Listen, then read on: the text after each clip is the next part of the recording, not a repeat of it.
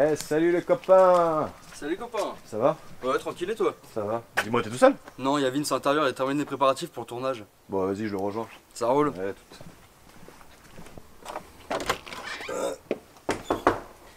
Bonjour Josette! Eh, salut le copain! Salut vieux. Bon, ça va, tranquille? Ça va et toi? Ouais, t'as besoin d'aide pour finir les préparatifs? Non, on est bonnard, tranquille. On attend que François finisse son thé et on attaque. Bah, François il peut pas finir son thé, il est devant en train de fumer une clope. N'importe quoi, il est dans la cuisine posé tranquille. Qu'est-ce que tu me racontes? Encore un spliff qui va te passer, ça.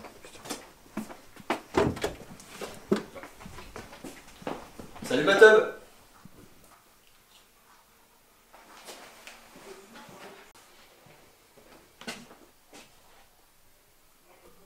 Putain, vieux, j'ai dû manger un truc pas clair hier soir. Je viens de voir François dans 2 endroits différents. Bon. On est prêt pour le tournage? Qu'est-ce que... Bon. On est prêt pour le tournage? Putain, mais... Je comprends rien, là. Vieux, va falloir que tu m'expliques avant que je devienne fou. Mais quoi? C'est parce qu'il y a des François jumeaux que t'es inquiet? Y'a pas de soucis, vieux. Mais pas de soucis de quoi? Et puis c'est quoi, là, ces 2 François? Toi, t'as encore préparé une chronique à la con avec film de merde 1 et film de merde 2. Mais non, pas du tout, c'est pas ça. Mais alors c'est quoi, putain? C'est pire.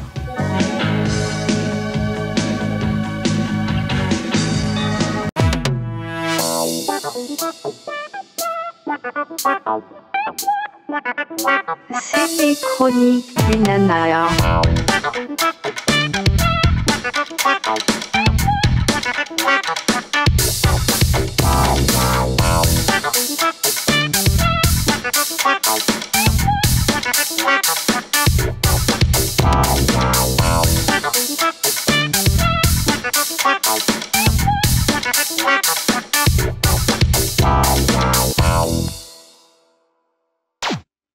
Salut à tous, amateurs de navets poussant dans le fumier. Aujourd'hui, ce n'est pas une double chronique, mais bien une chronique qui en vaut 2, à base de moustache et de kickboxing.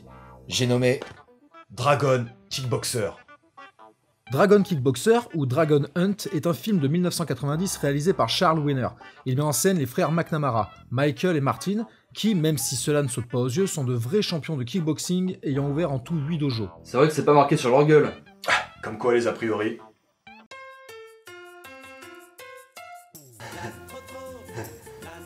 Trop bien ce dessin animé, j'adore. Putain mais ton pote il est chelou. Il a une vraie gueule à se faire martyriser. Hein. Ouais, mais je m'y risquerai pas à ta place. Ah bon? Ouais, tiens, l'autre fois, par exemple, il y a des mecs qui ont voulu lui racketter des clopes. Et ben, il leur a tous brisé la nuque.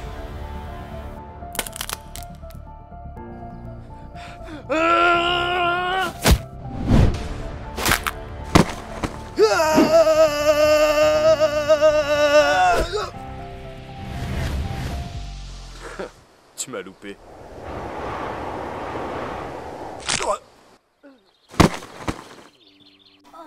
Avec le souffle de la gifle? Ouais, rien de plus. Et là récemment, il y a un mec qui lui a fait quelque chose qui lui a pas plu. Il l'a séquestré, torturé. Je peux comprendre qu'on fasse pipi à côté des toilettes. C'est humain, ça peut arriver. Mais carrément chier. Du coup, je vais t'en passer l'envie, moi. Allez, reste plus que les intestins de faire sortir. Je vais te faire passer l'envie de chier n'importe où, enfoiré.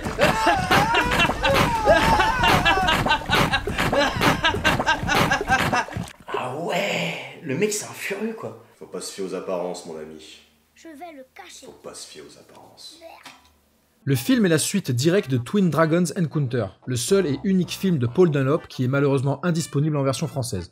Voilà globalement ce que l'on peut dire sur cette bouse. Putain, j'ai l'impression que le contenu descriptif des films que l'on traite est de plus en plus léger, non? Ouais, mais là n'est pas l'essence de ce qu'on leur recherche, donc c'est pas important. Le méchant Jack et son armée du peuple n'ont qu'un seul but, conquérir le monde. Mais les Twin Dragons n'ont pas l'intention de le laisser faire, et après s'être fait capturer et larguer sur une île pour une chasse à l'homme, ils décident de tout mettre en œuvre pour le stopper. Putain mais ça annonce tellement du lourd quoi. J'ai trop hâte bordel. Quel enthousiasme ce Vince, je te jure. Tu me fais pitié. Le film commence direct avec une table où sont exposés des flingues.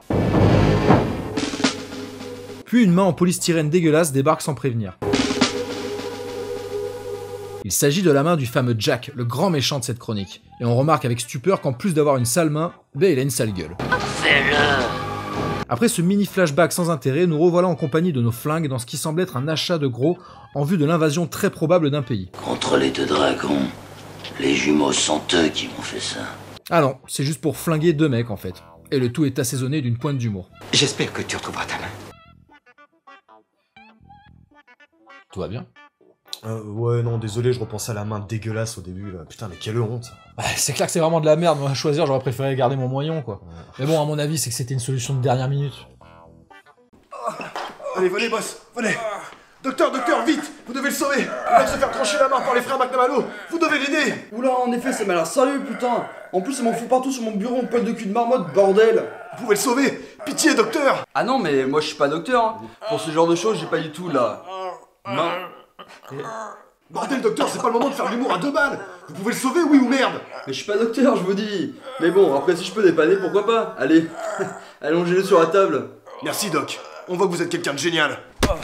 Ouais, mais je suis pas docteur. Courage, patron. On va vous sortir de là. Tenez bon.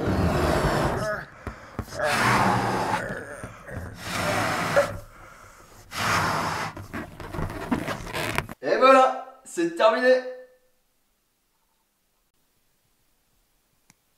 Faites pas cette tête, je vous ai dit que je suis pas docteur. Ça fait quand même 26,50 €. Une fois cette intro magistrale terminée, notre aventure débute sur un bateau de croisière et l'on sent que le calme ne va être que de courte durée. Tiens, regarde là-bas. On remarque par la même occasion que le réal est fan des plans serrés, notamment de pieds et de mains, ce qui est chiant, juste chiant. Merci.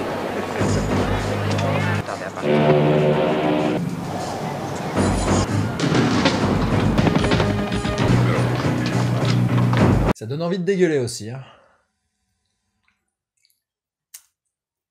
Les hommes de Jake, aka l'armée du peuple, prennent possession du bateau, afin de faire une annonce destinée aux frères McNamara, qui pour info ne sont même pas présents à bord. Et c'est parti pour un monologue en voix off sans aucun intérêt, d'une durée de 1 minute 15. Nous, l'armée privée du peuple, avons juré de nous venger de ces jumeaux maudits les dragons. Sous le chaud manteau de l'été, je suis heureux quand les tempêtes tuent la paix corrompue de la terre. Que l'enfer nous rende bientôt la chanson des épées. Putain mais ferme ta gueule là, enculé de merde! Ah bah putain, ça vient des tripes ça. Ouais mais en même temps, je sais pas moi, qu'il aille baiser des chèvres, en plus les frères McNamara ils sont même pas sur le bateau, il est où l'intérêt de les menacer? Bah, peut-être que Jack compte sur le bouche à oreille pour que ça parvienne jusqu'au frangin. Ouais François, arrête d'essayer de justifier l'injustifiable. C'est de la merde, c'est tout.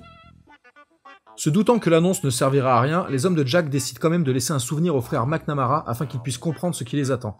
Le tout dans une violence démesurée. Je vais les piéger. Je vais les dépouiller de tout ce qu'ils ont. Après cette prise d'otage dont l'intérêt reste inconnu, il est temps pour nous de faire la connaissance de nos jumeaux moustachus en fâcheuse posture. C'est dans tous les journaux, Martin. Bougez pas! Pour une première rencontre, on pouvait pas rêver mieux. Sans plus d'explications, les deux frères se retrouvent au poste pour se faire tabasser. Vous allez répondre à chaque question qu'on vous pose. Allez, accouchez, minable! On peut pas vous dire ces réponses, fils de pute! Parle, mon Dieu! Vous me raconterez vos vies avant que j'en ai fini avec vous! C'est un commenté, rien d'autre! Les flics leur demandent de parler au sujet de la prise d'otage du bateau, ce qui va être difficile vu que les coups pleuvent et qu'ils n'y sont pour rien. Regarde pas tes pieds, connard! Regarde-moi, tu entends, et parle! Parle-moi du bateau de croisière! Décide-toi, je t'écoute, parle-moi! Tu finiras bien par avouer que tu en as toute la nuit! Bon, soyons sérieux et parlons un peu de cette histoire de croisière! Non, c'est moi qui t'emmerde et c'est toi qui vas parler, trou du cul! C'est toi! Ouais, c'est plutôt bizarre comme interrogatoire, non? Bah je suis pas flic, mais je pense pas que ce soit le meilleur moyen de recueillir des infos. Le principe de base étant que les mecs puissent parler, quoi. Bon alors écoute mon petit Dorian, le but de la manœuvre, c'est de faire avouer à cet enfoiré où il a planqué la taupe. Ok chef, on commence à l'interroger alors? Non, tu sais en général, ce genre de petit enfoiré est formé pour pas parler. Donc on va être obligé d'utiliser la manière forte. Ah, moi perso, je suis prêt à parler, hein. Je peux même vous dire où se planque mon chef si vous voulez. Tu fermes ta gueule, petit enculé là! Non! Non mais je comprends Ta pas. gueule Faut qu'il parle, faut qu'il ferme sa gueule. Ta gueule! Ferme ta gueule! Mais tu fermes ta gueule! Excusez-moi, vous êtes sûr que c'est le meilleur moyen? Ah bah là, c'est certain qu'il répondra pas, hein. À chaque fois c'est la même chose. Ils veulent jamais parler ces enculés. Allez, on va se boire une bière, c'est moi qui paye.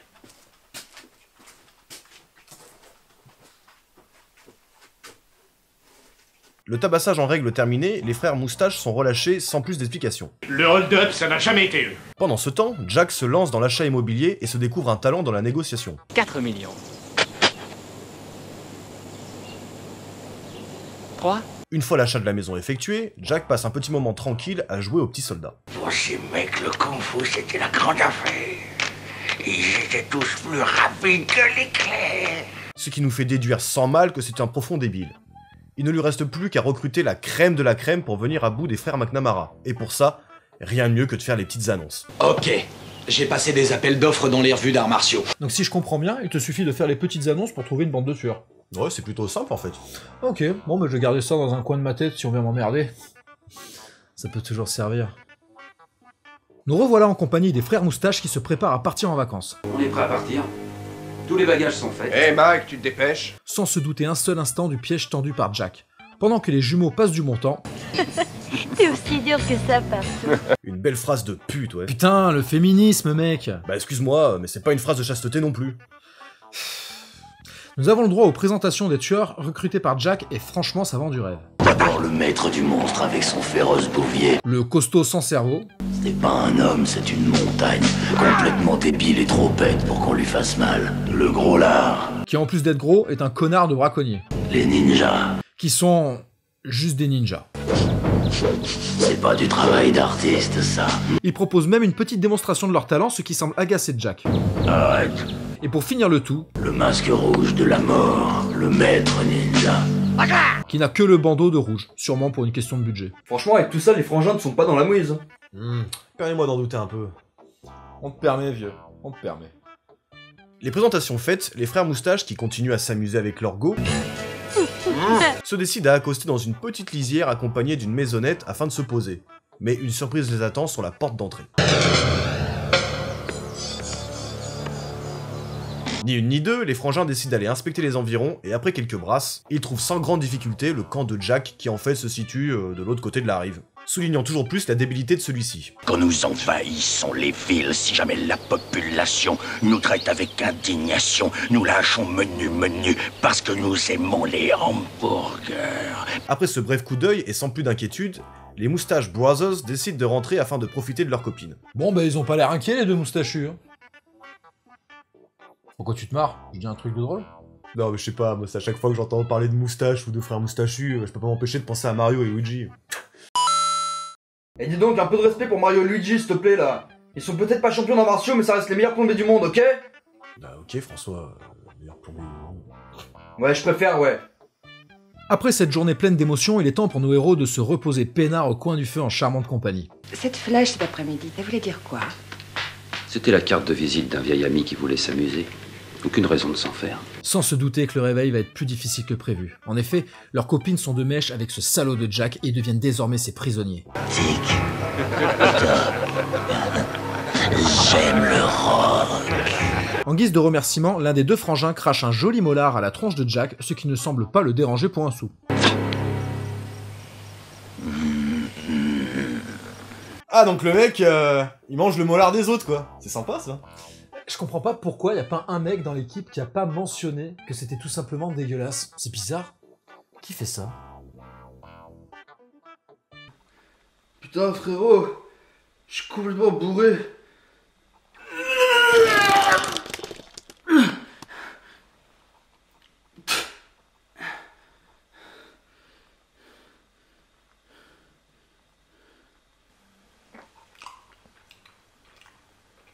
Il est encore bon ce jambon.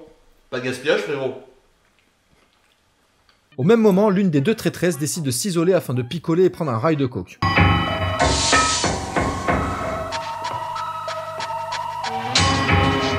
Sans raison apparente.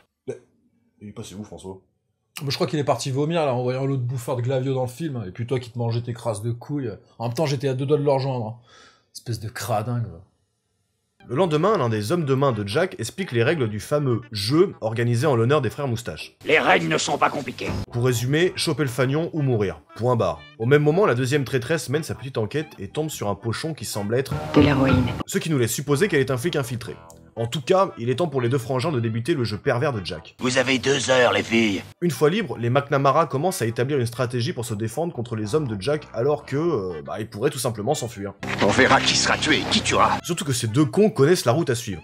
Bref, la première étape consiste à buter le klebs du maître du monstre afin qu'il ne puisse plus être pisté. 3 bâches et retrouve leur piste. Ce qui n'est pas une mauvaise idée en soi, à condition de savoir faire un piège pas trop pourri. Ce qui ne fait apparemment pas partie des qualités des jumeaux. Le molosse tombe évidemment dans le piège et se fait planter comme une vulgaire brochette par les frangins. Putain, allez, je veux que ça transperce de l'autre côté, moi. Évidemment, le constat est un peu amer pour le pauvre animal. Il va pas s'en sortir. Ce qui ne semble pas attendrir Jack qui se permet de lui cracher dessus. Pendant ce temps, les McNamara rejoignent le rivage et récupèrent un peu de matos dans un des bateaux laissés par les hommes de Jack. De la dynamite. Formidable. Quoi d'autre? Un lance-grenade, je crois. Putain, mais ils ont un bateau pour s'enfuir et des armes en bonus. Franchement, c'est bonnard. En effet, bonne pioche pour nos deux larrons. Mais puisque la logique ici est d'enculer cette dernière, ils décident de faire sauter le bateau au lieu de le prendre et s'enfuir. Le tout avec une dynamite aux propriétés exceptionnelles car celle-ci est à retardement.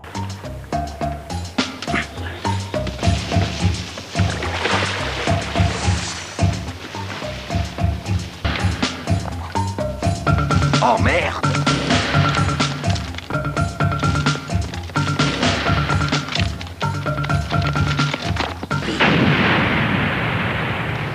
Trêve de plaisanterie, il est temps d'envoyer Groslard accompagné de Freddie Mercury et Eric Zemmour afin de s'occuper des jumeaux. Groslard, maintenant c'est à toi et à ton équipe.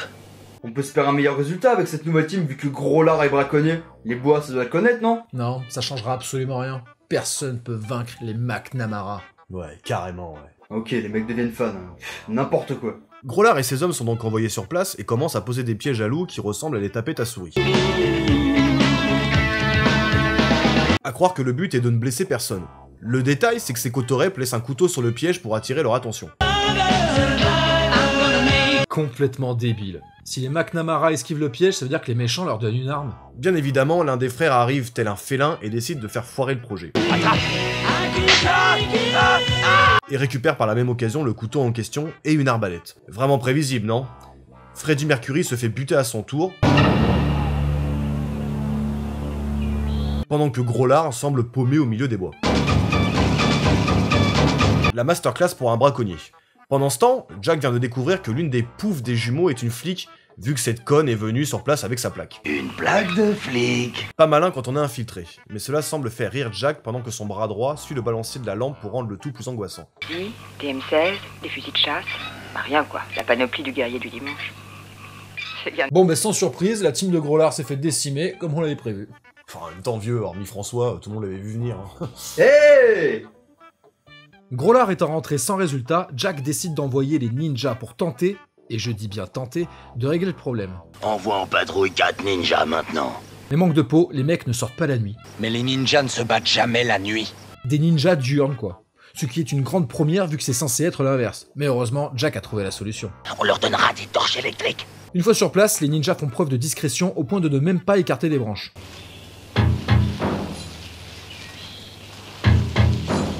Sans se douter un seul instant que les frangins sont déjà sur leur trace. Une course-poursuite s'engage entre les deux protagonistes. Mec, c'est toi qui dois le chasser, hein, pas l'inverse. Avec des plans dégueulasses sur les pieds.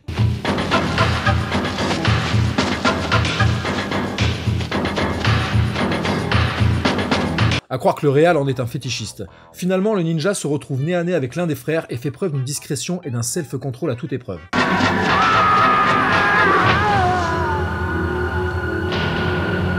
Le mec a vraiment tout foiré. Attends, donc si je résume bien, on a des ninjas qui sortent pas la nuit, qui se retrouvent dans des situations qui frisent le ridicule, qui chargent dans des pièges à la con sans réfléchir. Mais c'est quoi ces ninjas là? C'est des ninjas Eco Plus? C'est quoi ce casting de merde? J'en sais rien. À mon avis, il devait y avoir une couille dans l'annonce, hein, je vois pas autre chose.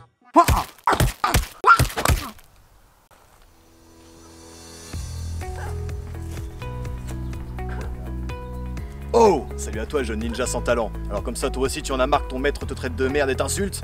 Tu fais quoi là, gros branleur? Tu vaux rien, t'es qu'un sac à foutre, t'es qu'une grosse merde. Une bonne grosse merde. Tu trouves que devenir un vrai ninja est trop difficile pour toi?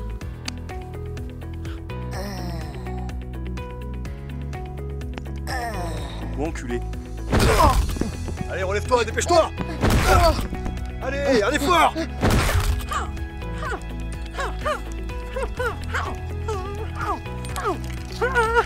Alors nous avons la solution. Va voir notre petite annonce je suis un ninja de merde.com. Ou appelle au 3615 je pue la défaite où nous te mettrons en relation avec des patrons qui aiment le travail mal fait tant qu'il est fait.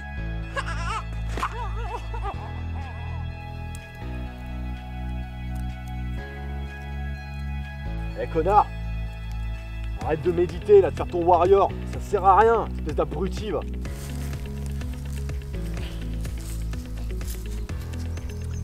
Alors rejoins-nous vite et donne un sens de merde à ta vie, tant qu'elle a un sens. Qu'est-ce que tu fais, t'enculé là? Viens ici! Viens ici, salope!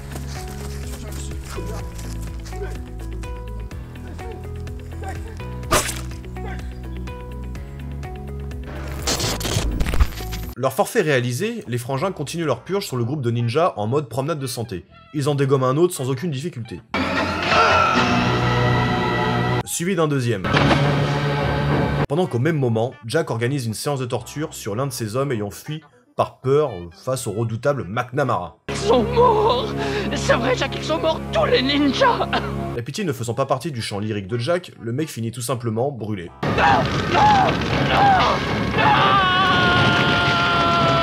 Le barbecue terminé, Jack décide d'envoyer un deuxième groupe de ninjas pendant la nuit. J'espère que l'équipe de nuit fera mieux que ces idiots. On suppose donc que les mecs bossent en 2-8. À l'autre bout de la jungle, les frères Moustache suivent avec un peu de retard la même idée que Jack en faisant griller non pas un homme, mais du poisson. Et quand on aura fini de se griller ces poissons, on ira se griller un masque rouge. Afin de se sustenter. La nuit tombée, le deuxième groupe de ninjas est envoyé afin de traquer les McNamara qui n'ont pas eu le temps de préparer une embuscade pour les accueillir. Sans surprise, une bagarre éclate, montrant une fois de plus les talents légendaires des deux frères. Bandeau Rouge, qui glandait dans son coin, décide à son tour de prendre part à la bataille. Mais la bagarre est de courte durée pour celui-ci qui finit cramé comme une merde.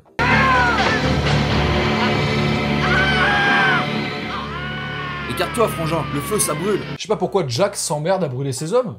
Il s'en sort très bien tout seul. Ouais, première remarque pertinente depuis le début de la chronique. J'ai une question pour enchaîner dans les choses pertinentes. Ouais. Bah concrètement, il reste qui? Parce que les jumeaux McNamara ont dégagé pas mal de monde, donc Effectivement, il reste pas grand monde.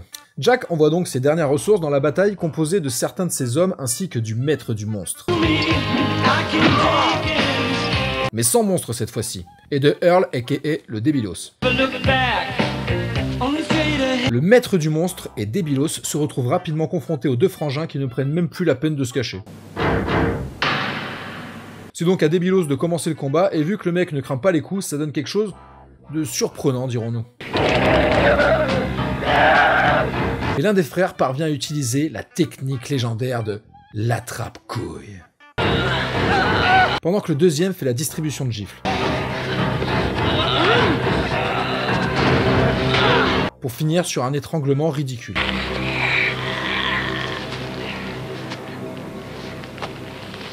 C'est donc maintenant au maître du monstre de tenter sa chance, et l'on peut dire qu'il semble motivé avec sa chaîne et sa dégaine de clochard. Recule! Recule, Martin! L'un des frères parvient à lui monter dessus, mais ne semble pas voir que ce connard frappe sa propre main. Ce qui forcément a une efficacité limitée. Putain, mais d'ailleurs, j'y pense, les frères McNamara, ils sont bien champions de kickboxing, comme Don the Dragon Wilson. Ouais, donc. Ouais, non, laisse tomber, je viens de comprendre. Le maître du monstre finit empalé contre une branche.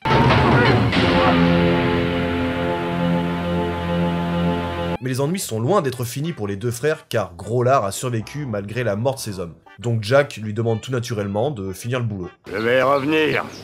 Et toi, sois prêt avec l'argent. Mais apparemment, les deux frères ne le voient pas du même œil et finissent par bisuter Gros Lard, qui une fois de plus s'est perdu dans les bois. Raté, Gros Lard. Allez, cours, cours. Gros Lard. Gros Lard. Allez, Gros Lard. L'humiliation se termine après que cette tête de con soit tombée dans un piège à loup, sûrement posé par ses soins. Laissant l'occasion aux Moustache Brothers de l'achever easy.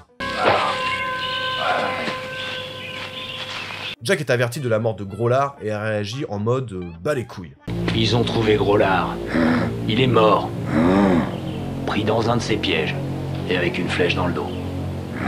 Il décide donc d'envoyer le reste de ses hommes afin de tenter d'en finir. Quant au frangin, il se prépare pour la bagarre à base de musique badass, de branches dans la tronche, de plans de pied. Comme d'hab, et tant qu'à faire, réutiliser l'un des frangins pour grossir les rangs de l'armée misérable de Jack. Bref, que du lourd en perspective. Donc si je comprends bien, fini les pièges et les coups de pute, ils vont faire comment pour résister contre des mecs armés jusqu'aux dents? Bah ils ont des couteaux! Et des lances! Ok, je sais même pas pourquoi je pose la question. Après avoir détruit les 3/4 de la forêt pour construire leur blocos pourris en rondins de bois, les frères Moustaches se barricadent pendant que les hommes de Jack, sur d'eux, envoient tout ce qu'ils peuvent.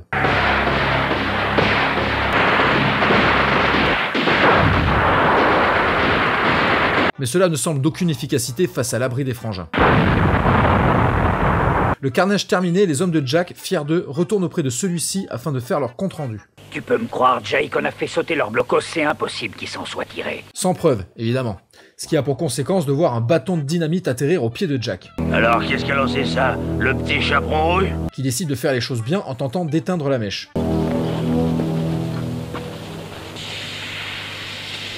Pour finalement l'arracher. Simple et efficace, il aurait dû commencer par là. Les deux frères décident de se séparer, l'un allant foutre le sbeul dans le camp de Jack. Tuez-moi ces deux mecs, je veux voir leur cadavre! Pendant que l'autre pique le pognon gardé dans la baraque. Ce qui a tendance à énerver un peu Jack. L'argent a disparu! L'argent a été volé! Ah, Pour se passer les nerfs, il décide de faire venir... cette pute flic, amenez-la ici! Afin de la tabasser gratos. Ah, Et décide de les faire tuer, mais seulement après avoir chopé les frangins. Qu'est-ce que je fais des deux putes? Après qu'on aura eu les dragons. Emmenez-les, tuez-les. Toutes les deux, bien sûr. Mais pourquoi attendre? Cette question restera sans réponse. Putain, mais en fait, ce film, c'est juste deux moustachus qui veulent se venger d'un neuneu qui a pourri leurs vacances, si je résume bien. Bah en tout cas, c'est ce que nous montre plus ou moins le film. Eh ben on a trouvé pire que les films du Don, je pensais pas que ça arriverait un jour. Putain, comme quoi notre quête nanardesque est loin d'être finie. Bande de vendus, moi mon cœur restera toujours pour le Don, à tout jamais. Toi t'as surtout des gros problèmes psychiatriques, ouais. Ces instructions données, Jack envoie un hélico pour chasser les frères Moustaches. Avec, en guise de panorama, un petit coin de paradis idéal pour pécho des meufs. Bien vu les jumeaux. L'hélico ne met pas longtemps pour les trouver, ce qui pousse les McNamara à prendre la fuite complètement à découvert. Mais bas les couilles, car comme le Don, ils ne craignent pas les flingues et se payent même le luxe de détruire l'hélico qui explose 5 fois.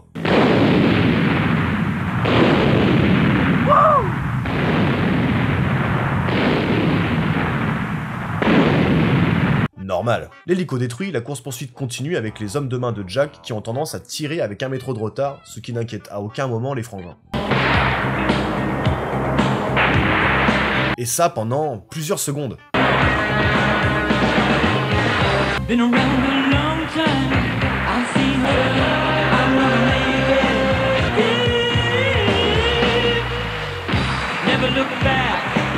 Alors que la seule riposte des jumeaux suffit à faire bouffer le sable à l'un d'eux.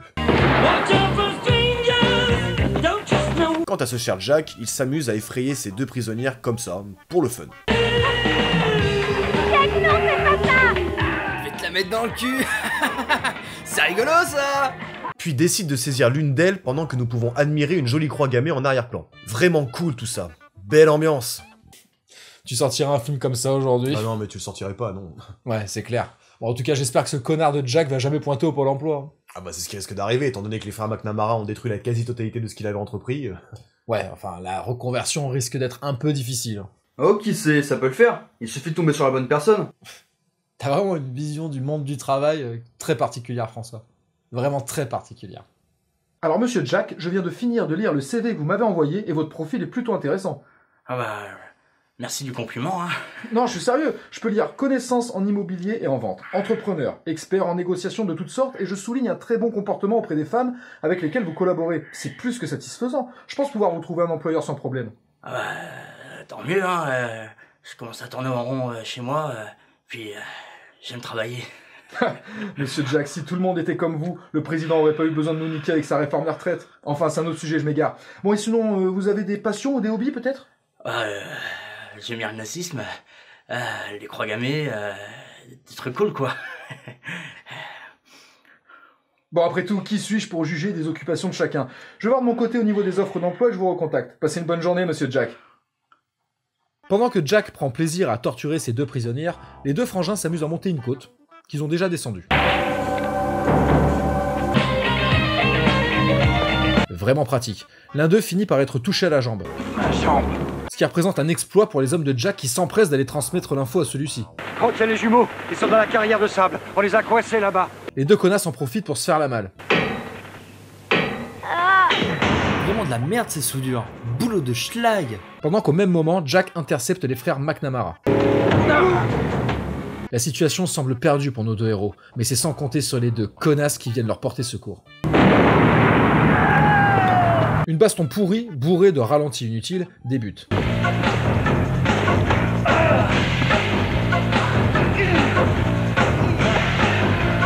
Qui de loin fait plus penser à un gangbang homo qu'à une véritable baston.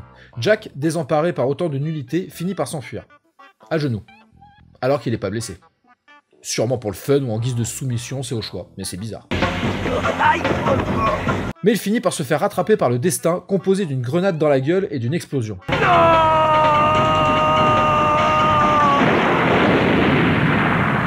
Le film se termine avec une pause badass des connasses et les frères moustaches qui pensent s'adresser au reste de Jack alors que ce n'est pas lui. Tu voulais un fantastique jeu de survie, le suprême jeu de survie. Eh bien, tu l'as eu cette fois. Une fin mémorable en tout point.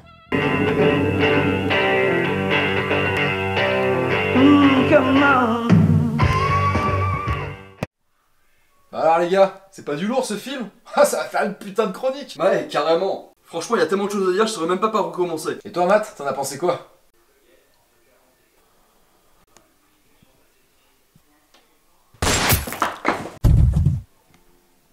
Putain mec, mais qu'est-ce que tu fous? Hein, François, ça va. Hein. 2. Bonjour les dégâts.